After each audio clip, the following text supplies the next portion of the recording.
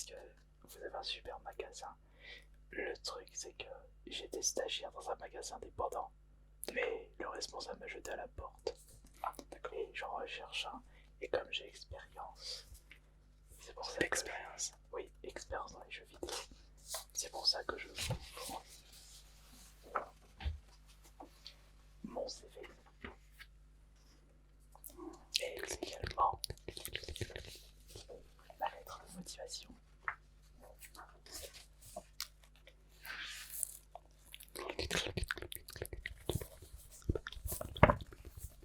Alors, il y a un truc qui me perturbe un petit peu. Vous connaissez autant de jeux que ça. Ça me semble un peu gros. On va faire un petit marché.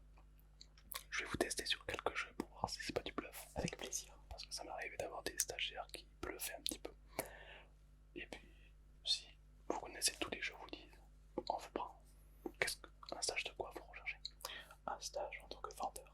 En tant que vendeur, d'accord. Un conseiller client parce que j'adore ça. Ok. J'ai travaillé à mon précédent stage 14 heures par jour, D'accord. de l'ouverture à la fermeture. D'accord, très bien. Et Ok. j'ai pu conseiller beaucoup de personnes. Mais je n'ai pas réussi à vendre le moindre objet. D'accord. Sur la presse technique, on peut le travailler. Nous, ce qu'on cherche, c'est la connaissance de jeux vidéo. Là, vous dites que vous en avez. Bon, on va essayer de travailler ça. C'est un stage qui va durer combien de temps? À moi. Un mois, d'accord, ouais, ça me semble correct. D'accord, bah écoutez, laissez-moi vérifier.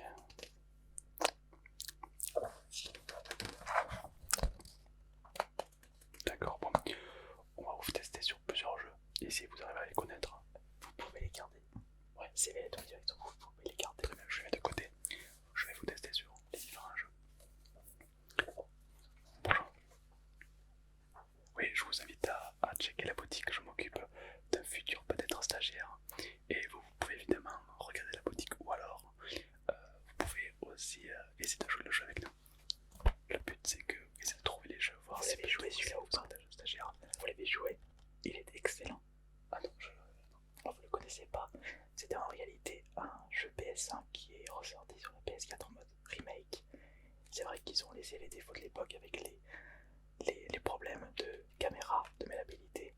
Mais il y a tout l'esprit du jeu de base. C'est en réalité un jeu Heroic Fantasy aventure où on joue avec Sir Daniel Fortesque, qui malheureusement s'est pris une flèche dès la première bataille. Et il a le droit à une seconde chance pour prouver qu'il a sa place dans la table des héros. il est sorti quand ce jeu? Il était sorti pour la version PS4 ou PS1. Ce que vous savez. Malheureusement, j'ai jamais les années en tête. Mais je sais que la version PS1 c'était l'un de mes premiers jeux de la console et je dirais que c'était peut-être en 98 ou 99 pour la version PS1. La version PS4, je dirais peut-être 2017 ou 2018. Mais c'était avant. Intéressant, intéressant. Il est payé combien? Alors, pour les pays, le truc c'est que il y a du combat, il y a des armes, il n'y a pas de sang, il y a quelques monstres. Je dirais PQ 12. Exactement, PQ12. Est-ce que vous l'aviez vous aussi? C'est pas facile, d'accord, de reposer le. Je vais en trouver un moi. Plus compliqué. Essayez de le trouver aussi. Voir si vous connaissez les gaming.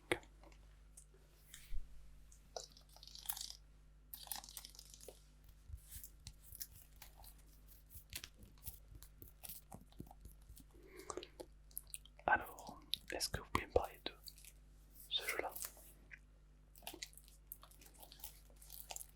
Alors, cette compilation de Kingdom Hearts, c'est en réalité deux jeux qui étaient sortis sur la PS2 à la base, le 1 et le 2. Ils ont appelé le 1.5 et 2.5 parce qu'on a le droit à un remix, non pas sur PS3 qui était sorti sur PS3 mais sur PS4. C'était en réalité un RPG avec l'univers de Final Fantasy et l'univers de Disney, Walt Disney. C'est pour ça qu'on peut se retrouver avec des personnages de Walt Disney qui accompagnent les personnages de ce nouveau Kingdom Hearts. Enfin, c'est plutôt des anciens Kingdom Hearts. D'accord, c'est un jeu de combat, un jeu de gestion, un jeu de course. RPG. RPG, d'accord. RPG aventure. Vous aussi, vous l'avez? Facile, d'accord. Je l'ai trouvé un peu plus compliqué.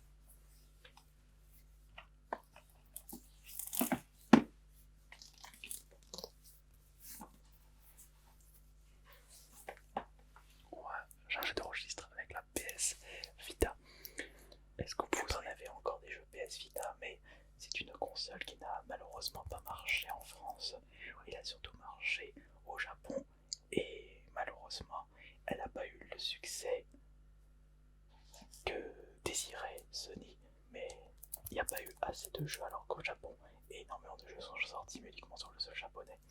Le jeu que vous avez entre vos mains, il s'agit d'un jeu de combat se nommant G-Star, regroupant tous les héros emblématiques de l'univers animé manga. Cela comprend Naruto, One Piece, Bleach, Dragon Ball. Très bien, ok. Peggy combien? Alors, j'ai pas regardé le Peggy. Par déduction, c'est un jeu de combat. Univers animé, pas de sang, Peggy 12. Peggy 12, très bien. Vous aurez dit Peggy 8. Ah ouais, pas comme quoi, ouais. Et j'imagine que vous me posez des questions de Peggy parce que quand on vend des jeux qu'on conseille, il faut toujours se baser par rapport à l'âge de la clientèle, parce qu'on a des clients de tout âge. Exactement. Rassurez-vous, je ne vais pas conseiller des GTA à des jeunes qui n'ont pas l'âge d'y jouer. Très bien. On va passer sur PS3 pour voir si vous avez un petit peu la culture. J'ai un problème comme ça, que je connais que très bien évidemment. Celui-ci. Est-ce que vous pouvez me parler de celui-ci et me dire le Peggy avant Alors, quoi que ce soit? le jeu de sport, les jeux de sport qui sont pas des jeux de combat, c'est Peggy 3. Exactement, Peggy 3, bien sûr, on peut rien vous cacher. C'est bien simple. Tiger Woods étant été un jeu de golf réaliste. Si les personnes n'ont pas trop l'habitude de jouer à des jeux réalistes de ce style de sport, je conseillerais Everybody Golf qui est également sorti sur la PS3. Mais Tiger Woods, donc c'est l'édition 2011, on reste sur un gameplay tout à fait classique, mais exigeant en même temps. Dans les jeux de golf, il faut prendre en compte le club utilisé, la force de frappe, les stats du personnage, le vent évidemment. Bien sûr. Le vent et également d'où on tire la balle. Parce qu'il faudra mettre plus de force si on le tire du sable, donc le bunker, ou si vous déroulez un peu. Vous connaissez, ok. Alors, on va continuer un petit peu. Vous avez déjà réussi à faire un Holy One? Oui. Holy One sur un par 3, par 4, par 5. Par 12 même une fois. Non, c'est pas possible par 12. Parce que justement, si vous faites un par 2, si vous faites en 2 coups un par 5, ce n'est même pas. Si vous faites un coup en dessous, d'accord. Alors on va d'abord tester la PS5, d'accord. Moi je suis là pour tester vos connaissances. La PS5 c'est nouveau. D'accord, on a le rétro, mais le nouveau, est-ce que vous êtes tout aussi doué? On a donc celui-ci, un jeu beaucoup aimé par les petits écrans. Je vous laisse apprendre. Surtout par l'écran évidemment. Ratchet & Clank était une série sortie de base sur la PS2. On est sur Insomniac Games, ceux qui ont fait les Spider-Man. Celui-ci, le réel avantage de ce nouveau Ratchet & Clank, mis à part l'apparition de Rift, nous avons absence de chargement grâce au SSD de la PS5. C'est un jeu qui se termine à peu près 6 heures. 6 heures, ok, d'accord. Je disais Rift, pardon. Rivet. D'accord. Mon nouveau personnage. Ok, pas mal. Avec Ratchet. Ok. Vous l'avez vous celui-là? Ouais. Je vous ai senti un petit peu fébrile sur la PS5. Je vais reprendre des jeux de PS5 pour voir.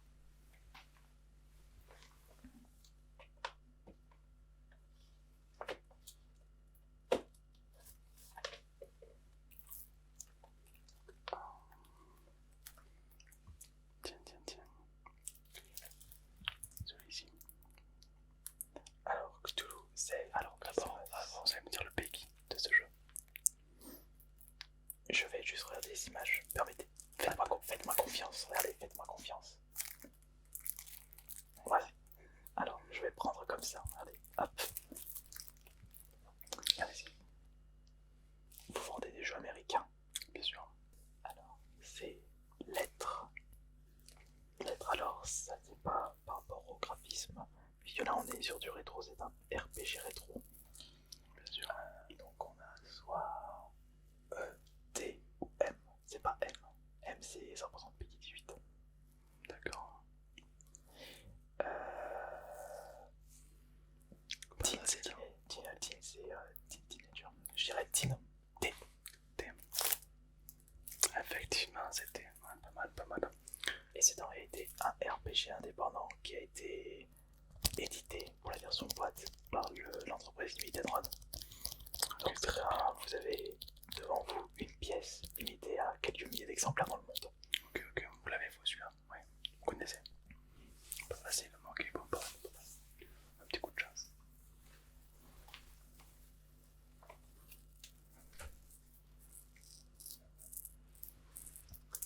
On va laisser un peu plus haut, un peu plus costaud, avec celui-ci. Guardian Galaxy. Curieux, n'est-ce pas? Est-ce que, comme ça, vous pouvez me dire le prix d'une boîte, d'un boîtier avec? Ah, là vous me testez par rapport au prix que vous vendez sur internet, enfin que vous vendez dans le magasin. On a donc un jeu Marvel de PS5, un coffret collector avec 70% de remise. Combien? Et puis, évidemment, il y a une marge, vous n'êtes pas au chiffre près. C'est les éditions limitées sont le plus souvent vendues à 10 € de plus que le prix normal, sachant qu'on est sur la PS5, je dirais 90 €. Eh oui, 89 €. 89. Très 99. 99. L'erreur est humaine. L'erreur est humaine. D'accord, donc c'est pas mal. Vous pouvez m'en parler un petit peu de ce jeu? Alors, Guardian Galaxy est en fait l'adaptation du film très populaire, mais en jeu vidéo. On a le droit à un jeu multi avec des personnages issus de la franchise, et il s'agit d'un TPS, donc un peu de caméra juste derrière le personnage, et aventure qui peut se jouer en multi, mais fidèle à la série. Ok, pas mal du tout, pas mal du tout. Un jeu en promotion.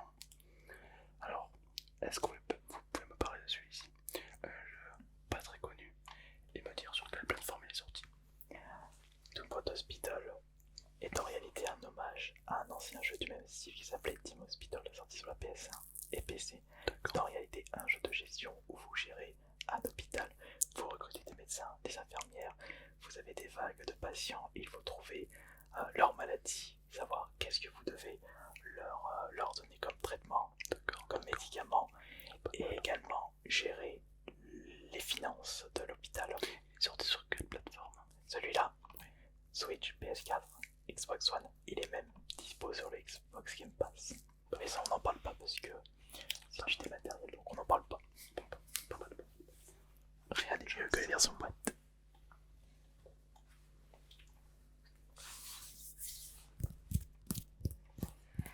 Ah, vous avez même du rétro. On va dire c'est du très vieux rétro. Doom, un jeu d'horreur. Est-ce que vous pouvez me dire le PEGI? 18. Sauf que ce n'est pas 18 là. Là, à l'époque, le PEGI n'était pas en chiffres. Il était mis un peu plus tard. Là, on a public averti normalement sur 64. Très bien, très bien. Pouvez-vous me parler un petit peu de Doom? Qu'est-ce que c'est? En réalité, Doom est un FPS qui était sorti sur beaucoup de machines dans les années 90. J'avais joué sur la Super Nintendo justement, mais c'était pas le 64. C'était le premier. Et le Doom 64 était en réalité l'une exclusivité pour cette console. Il y a même une version boîte, la version PS4 pour ça, qui est ressortie. Doom 64 reste fidèle à lui-même. FPS. Et le prix serait quoi le prix de cette petite boîte? Alors, le prix. J'imagine qu'il y a la notice dedans. Bien sûr. Alors, s'il y a la notice, le prix. Boîte légèrement abîmée ici. Bon coup d'œil, exact. Ouais. Petite usure, juste là. Version française. J'imagine que le jeu doit être en bon état. Il faut compter à peu près une cinquantaine d'euros. Et si c'est un client qui vous l'apporte et vous devez le racheter? Alors j'imagine que... Est-ce que vous avez justement une base de données pour les jeux rétro? Bien sûr. Alors je me base sur la base de données tout en regardant, vérifiant s'il est complet et au niveau de l'état. Très bien, ok, pas mal. Vous pouvez le racheter. Oui, bien sûr, il est fort, il est doué. Il est très très doué. Qui dit gaming dit aussi forcément pas que des jeux